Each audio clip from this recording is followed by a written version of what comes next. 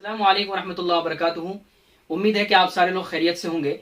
इस वक्त मैं वीडियो बहुत ही अर्जेंट में बना रहा हूँ क्योंकि आज मुजफ्फरनगर के मदरसा हुसैनिया में तालीमी बेदारी को लेकर एक जलसा हुआ, जिसमें मौलाना सलमान हुसैनी साहब तालीमी बेदारी को लेकर और कुरान की ये आयत उखरिजत लिन्नास तअमुरून बिल मारूफ व तनहून अनिल मुनकर के इस्लाम का पैगाम तमाम लोगों तक पहुंचाना है, इसके मकसद को बताते हुए मौलाना ने कहा कि अगर हम अपने इस मकसद में कामयाब नहीं हैं, जमीयत उलमाए हिंद जैसी बड़ी तंजीम होने के बावजूद और दारुल उलूम देवबंद जैसे बड़े मदारिस होने के बावजूद अगर हम इस मकसद में और इस मिशन में कामयाब नहीं है तो इन बड़े मदारिस का और इन तंजीमों का होने का क्या फायदा। लेकिन वहां पर कुछ तंजीमों के मतवाले और कुछ तंजीमों को अंधाधुन मोहब्बत करने वाले कुछ लोग उठ खड़े हुए और एक वाकया पेश आया जिसकी कुछ झलकियां सोशल इंडिया न्यूज करके एक चैनल है यूट्यूब पर, आप सर्च कर सकते हैं, और उसकी कुछ झलकियां कुछ चीजें मैं आपको सुना रहा हूं कि किस तरह के अल्फाज एक आलिम की शान में इस्तेमाल किए गए। आप लोग सुनिएगा। मौलाना सलमान नदवी को स्टेज पर सबक सिखाया है। दरअसल मौलाना सलमान नदवी ने कुर्सी पर बैठकर उम्मुल मदारिस दारुल की बुराई की, जमात की बुराई की, खानकाहों की बुराई की। तब जब तुम इनके बड़े औहदेदार काली लाके पूछा उठे और कहा बर्दाश्त नहीं होगा ये बिला।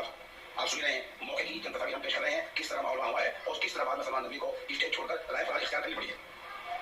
इस बारे में सहाफी रिजवान अंसारी के साथ काली लाके हुसैन ने जो बातचीत की है वो भी हम पेश कर रहे हैं और उलमा से गुजारिश करते हैं कि आप बराए मेहरबानी ऐसे आदमी को अपने स्टेज पर न बुलाएं जो फितना बर्पा करने का आदी बन चुका हो।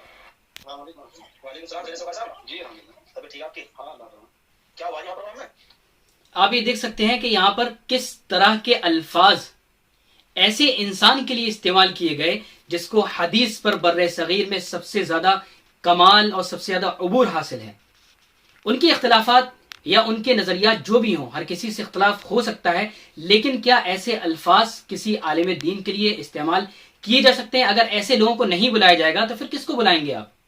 आगे सुनिएगा। अरे उन्होंने बयान करते करते तुम्हारी सद्भावना से कुछ नहीं होगा और ये खानकाहों से कुछ नहीं होगा।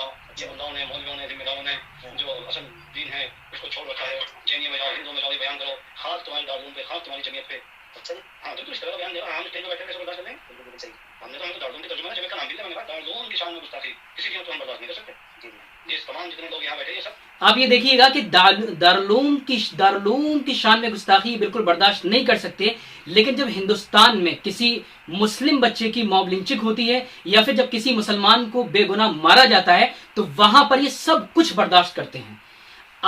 मैं अपने चैनल की लिंक में मौलाना का पूरा बयान दूंगा, आप खुद फैसला करके बताइएगा कि उसमें मौलाना ने गलत क्या कहा।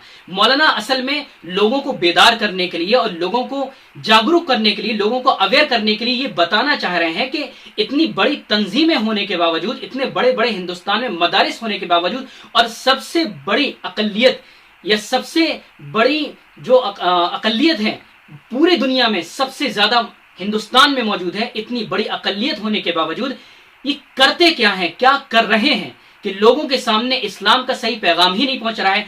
अगर कोई भी चीज जिस मकसद के लिए बनाई गई हो वो काम ना कर रही हो, वो मकसद पूरा ना कर रही हो, तो ऐसी चीजों को तो खत्म होना ही चाहिए। मौलाना ने ये नहीं कहा कि उसको खत्म करना है, आप पूरा बयान सुनेंगे, वहां पे आपको सारी चीजें मिलेंगी। माफ करिएगा, ये सिर्फ दारुल उलूम के चाहने वाले नहीं बल्कि हर तंजीमों का यही हाल है कि आज हमारे दिलों से अल्लाह के नबी सल्लल्लाहु अलैहि वसल्लम की मोहब्बत और इस्लाम की मोहब्बत सही माने में निकल चुकी है। आज हमारे दिलों में अपनी तंजीमों की, अपने इदारों की, चाहे वो नदवे से फारिग होने वाले हों, दारुल उलूम देवबंद से फारिग होने वाले हों, सहारनपुर से फारिग होने वाले हों या जिस भी तंजीम से ताल्लुक रखने वाले हों, हर किसी को अपनी तंजीमें, अपने इदारे और अपने काम करने वाले लोग महबूब होते हैं। उनके ऊपर अगर आंच आएगी तो हम खुल के बोलेंगे, लेकिन अगर आका अलैहिस्सलातु वस्सलाम के ऊपर की शान में गुस्ताखी होती है तो वहां बिल में छुप के बैठ जाते हैं। ये इस तरह के लोग या इस तरह की मानसिकता, इस तरह की सोच, ये जमात के अंदर कि हमारे निजामुद्दीन को गुबराह कहा गया, दारुल देवबंद के अंदर हमारे देवबंद को गुबराह कहा गया, नदवे के अंदर हमारे नदवे को गुबराह कहा गया, किसी चीज को बुरा नहीं कहा जा रहा है, जिस सिस्टम को फॉलो किया जा रहा है। और मौलाना ने यहां पर यही बात कही कि अगर तालीम से अबू बकर, उमर, उस्मान, अली, अबू अबैदा और इस तरह के जानिसार सहाबा तैयार नहीं हुए तो क्या फायदा इस तरह के मदारिस का और इस तरह के जमीयत और इस तरह की तंजीमों का क्या फायदा। इसमें मौलाना ने ऐसा क्या कह दिया, लेकिन असल में आज हमारी मोहब्बतें और हमारा जो ताल्लुक है वो सही माने में इस्लामी रहा ही नहीं है।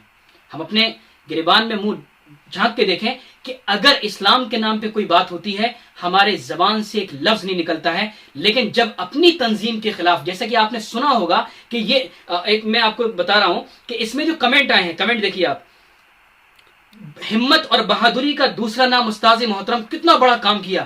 ارے اتنی ہمت ہے اور اتنی جرت ہے اور اتنی طاقت ہے تو وہاں دکھاؤ جہاں کام میں آئے. مولانا نے یہی بات کہی تھی، وَاعْتَصِمُوا بِحَبْلِ اللَّهِ جَمِيعًا وَلَا تَفَرَّقُوا، کہ اللہ کی رسی کو مضبوطی سے پکڑو اور فرقوں میں مت بٹو، ایک ہو جاؤ.